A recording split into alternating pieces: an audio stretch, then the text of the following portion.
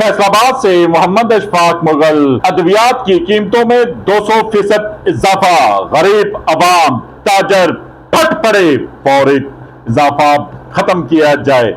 अंजमन ताजरात city registered Faisalabad के deputy secretary general व सदर मिंटगमरी बाजार मियां रियाज शाह ने अद्वियात की कीमतों में 200% इजाफे के बावजूद जान बचाने वाली अद्वियात की किल्लत पर गहरी तशवीश का इजहार करते हुए कहा कि ऐसे मेडिकल स्टोर मालकान की शदीद मदम्मत की और कहा कि ड्रग इंस्पेक्टर्स की मिली भगत से माफिया का किरदार अदा करते हुए अवाम को दोनों हाथों से लूटने में मसरूफ ये मेडिकल स्टोर के खिलाफ सख्त कार्रवाई की जाए।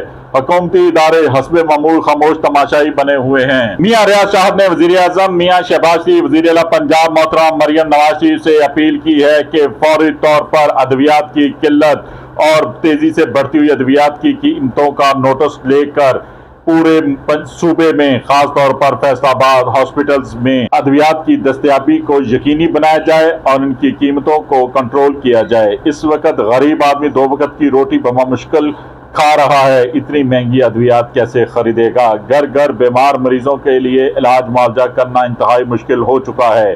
देखते रहिए GS न्यूज। इस वीडियो को लाइक करें, हमारे चैनल को सब्सक्राइब कर बेल आइकन जरूर प्रेस करें